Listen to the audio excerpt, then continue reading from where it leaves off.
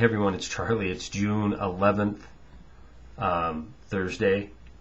My dog is growling at me. I don't know why. I think she's sick of me watching me make this video because I keep saying the wrong date. Shut up, Trixie. I don't care. She's evil. Check her out. Trixie. Trix. Yeah, that's the crabby dog, Trix, right there.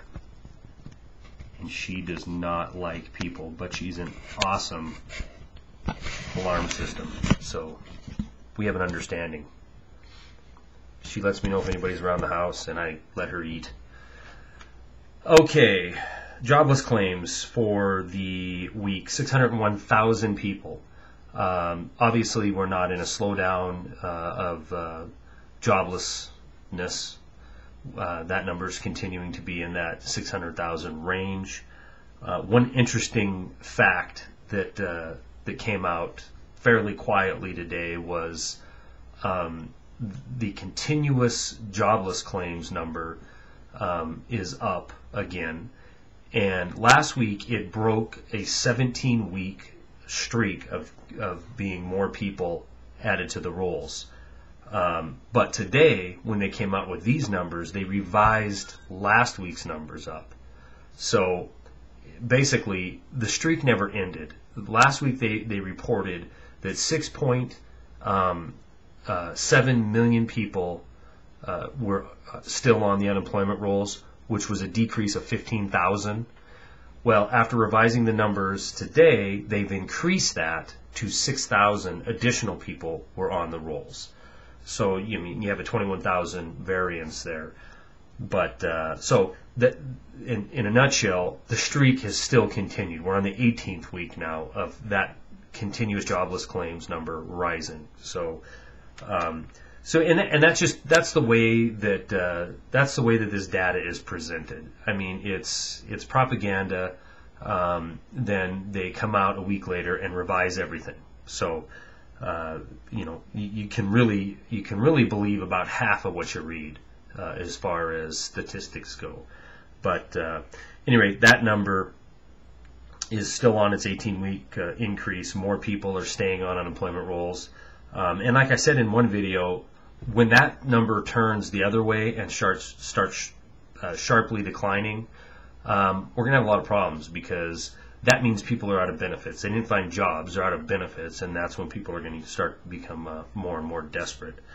One other interesting note, and I think I'll post a link to this story. Commodity prices. Now, we all know that gold and silver and oil have been on the increase pretty heavy, but food is now starting to take a real rocket ship up. And I read an article today that is projecting that the spike in food prices is going to really ramp up as we go deeper into the summer, primarily because a lot of farmers have produced less this year in anticipation of a downturn that we're obviously in. Not only that, it's coupled with in corn production, a lot of it's going to ethanol, and weather around the globe actually has been pretty severe this spring. So a lot of production is being hampered by that. So a good time. A lot of people last year about this time started to wake up and decided they were going to put in several months worth of food and water. And again, going into this fall, I think it's going to be more important than ever to have some sort of emergency supplies put in. So, and that just isn't for, economic Armageddon. That's for whatever. I mean, a hurricane, earthquake, whatever. I mean, it's just a good idea to have some supplies on hand. And it looks like you're going to be paying a lot more for those supplies very shortly. Another thing is I've had a lot of people ask about where I buy gold and silver. If you watch my videos for a while, you know that I have gold and silver.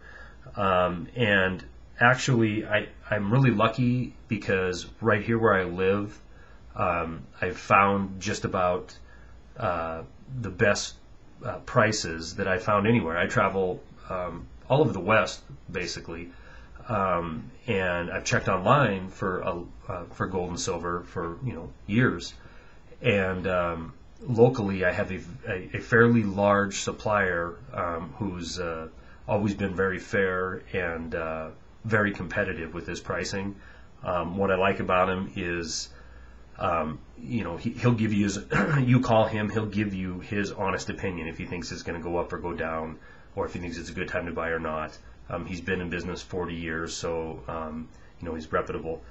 And I'm going to go ahead. I talked to him today and said I'm going to, I've had a lot of people. I probably have 100 people have asked me about it. So I'm going to go ahead and put his a link to his website up there.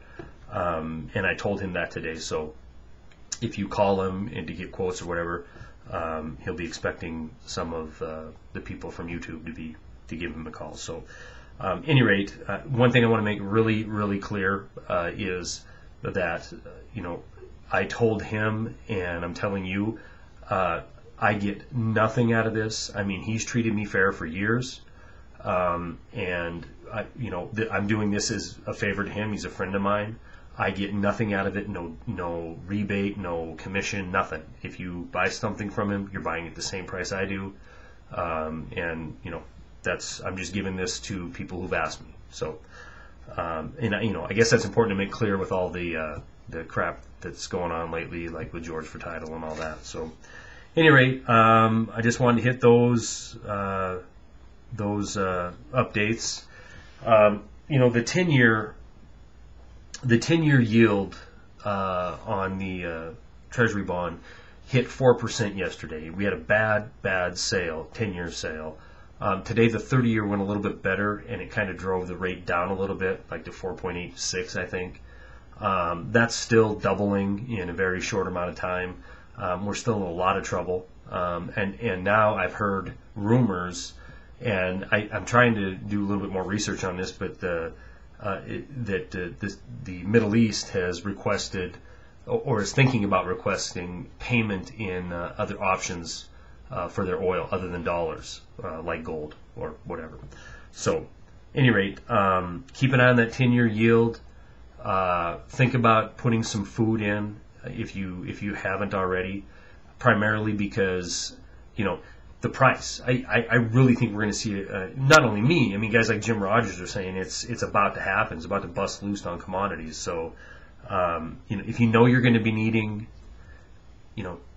10 pounds of flour a month, then go put in 6 months worth. It's not only thing it's going to do in the long run is save you money. So, any rate, that's pretty much all I have for right now. Hope everybody has a good day. Talk to you later.